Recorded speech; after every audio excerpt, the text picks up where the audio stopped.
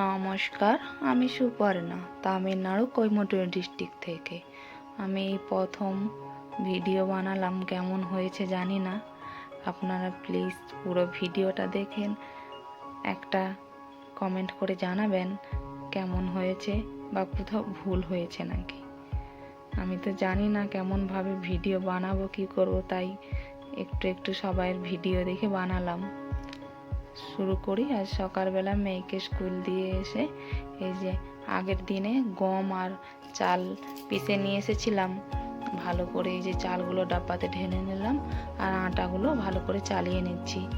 এইবারে পুরো 1.5 মাসের জন্য আটা কুটিয়ে নিয়ে এসেছি, তাই অনেক আটা। ভাবলাম সকাল সকাল করে নেই, না হলে স্নান করার পরে করলে তো পুরো সাদা গোটা গায়ে হয়ে যায়, বা রুমও পুরো পুরো একবারে নোংরা হয়ে যাবে, আবার ঘুরে ঝাড়ু মারতে হবে। তাই প্রথমে মেয়েকে দিয়েছে, আমার প্রথম কাজটা ছিল আটা চালানো। তাই ভালো করে চালিয়ে নিচ্ছি।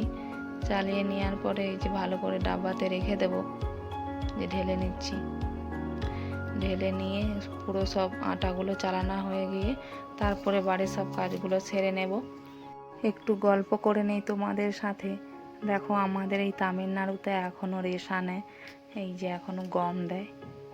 এই গম রেশন থেকে গম ধরে নিয়ে এসেছি, ধুয়ে ভালো করে শুকনো করে কুটে নিয়ে এসেছি। কেন, দোকানের আটা খেলে না অতটা ভালো লাগে না, বাড়ির একটা আটা বেশ টেস্টি আর খুব সুন্দর রুটি হয়। তাই আমি সবসময় বাড়িরই আটা ব্যবহার করি। দোকান থেকে কিনে নিয়ে এলে মনে হয় যে কি করে বানিয়েছে, ওরা তো গম ধুয়ে না। আমরা গম ধুয়ে ভালো করে শুকনো করে পরিষ্কার করে নিয়ে যাই, আর কিনা আটা কি করে বানায় তো দেখি না চোখে, কেমন যেন লাগে। তাই সবসময় চেষ্টা করি বাড়িতে গম ভানিয়ে আটা খাওয়ার। দেখো কত কত বেরিয়েছে, দেখো কত 500-র মতো পুরো বাদ হয়েছে। দেখো সব ঢেনে নিলাম, তারপর ঘরটা ঝাড়ু মেরে নেব ভালো করে। ঝাড়ু মারা হয়ে গেলে স্নান করে কত কাজ, ঝাড়ুটাই মারা হয়ে গেলে জামা কাপড় কেচে স্নান করে নেব। তারপরে এই যে সকালের সব কাজ সেরে এই পুজোটা হয়ে গেলেই মনে হয় যে সব থেকে বড় কাজটা হয়ে গেল। তারপরে খাওয়া দাওয়া, রান্না বান্না সব কিছু করতে পারবে। পুজো না করলে তো কিছু হবে না, আগে ভগবানকে সেবা দিতে হবে, তারপরে মানুষ সেবা নেবে। তাই আগে পুজোটাই করে নিচ্ছি। এই সব কিছু ফুল টুল ওখানে সব নামিয়ে ভালো করে মুছামুছি করে এই পুজো করে নেব। পুজো করতে আমার আধ ঘন্টা টাইম লাগে, সব বাসন ধোয়াধুয়ি করে মুছামুছি করে তারপরে পুজো করব। ভয়েস দিতে গিয়ে আমার একটা জিনিস ভয় লাগছে, আমি সব কিছু ঠিকঠাক বলতে পারছি তো, কি বলতে পারবো তো, কোথাও মিস্টেক করে যাচ্ছি না তো, কিছু ভুলভাল বলে দিচ্ছি না তো, এইটাই বারবার শুধু মনে হচ্ছে। প্রথম কি না জানি না তো, কেমনভাবে কথা বলবো, কার পরে কি বলতে হয়, সেই জন্য তবু চেষ্টা করলাম।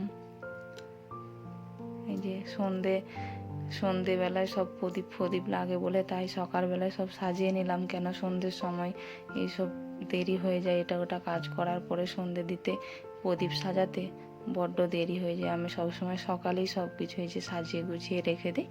সন্ধ্যের সময় শুধু প্রসাদগুলো তুলে নিয়ে আবার প্রসাদ দিয়ে পুজো করতে বসে যাই।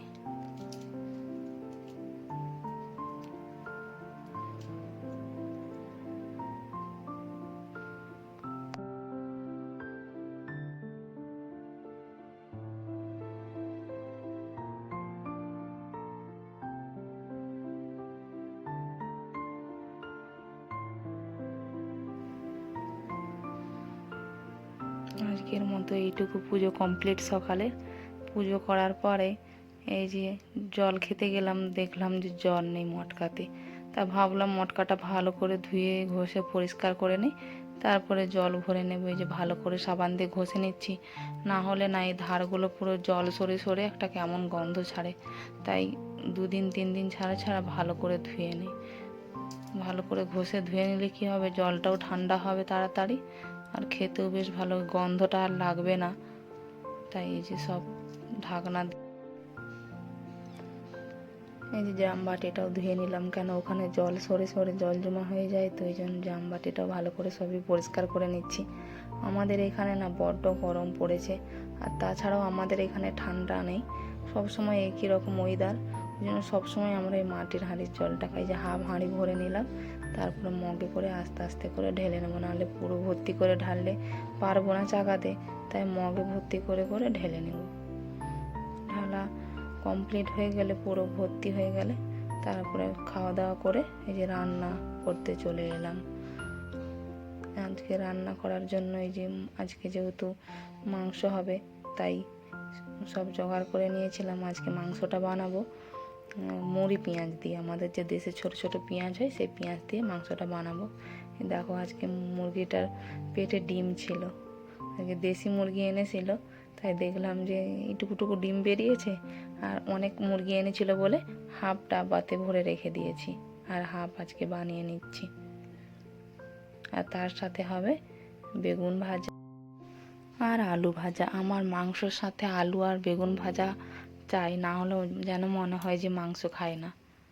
আমার এই আলু ভাজাটা তো চাই, বেগুন ভাজা বা পটল ভাজা ওগুলো না হলেও হবে, কিন্তু আলু ভাজাটা মাস্ট চাই আমার। আর ওই দিকটা ভাত বসিয়ে দিয়েছি। এই যে মশলাটা কষা হয়ে এসেছে, ভালো করে না মশলা কষলে না মাংস, মানে যেমন করাই তুমি রান্না করো না কেন মশলাটা ভালো হতে হবে। মশলাটা ভালো হলে মনে হয় যে খুব সুন্দর হয়েছে। আমি তাই আগে ভালো করে মশলাটা ভালো বানাই, যতই দেরি হোক না কেন আস্তে আস্তে করে গ্যাসটা কমিয়ে দিয়ে মশলাটা ভালো করে বানাবো। বানানো হয়ে গেলে এই যে কুকারে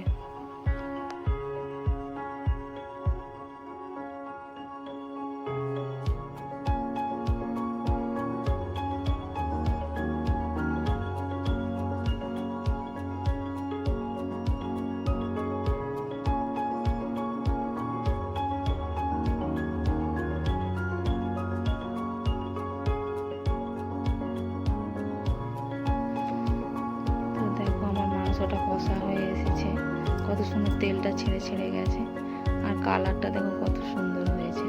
এই যে কুকারে আলু ভেজে রেখেছিলাম, কুকারে দেশি মুরগি তো একটু কুকারে না সেদ্ধ করলে, মানে কড়াতে যতই ফুটায় না কেন যেন সেদ্ধটা ভালোভাবে হবে না, তাই কুকারে সিটি মেরে নেব।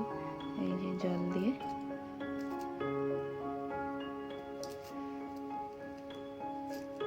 জলটা ঢেলে দিলাম। তো রেডি আমাদের খাওয়ার দাওয়ার খেয়ে তারপরে যে সব গুছিয়ে নিচ্ছি। মাংস বেশি হয়েছে ঢাকা দিয়ে দিলাম, তারপরে সব সরি টরি মুছামুছি করে নিচ্ছি, ভালো করে পরিষ্কার করে রেখে দিলাম। আজকের মতো তো আর হবে না, একবারে রাতে রুটি বানালেই হয়ে যাবে। আজকের মতো এ পর্যন্ত, আবার দেখা হবে নেক্সট একটা ভিডিও নিয়ে। নমস্কার।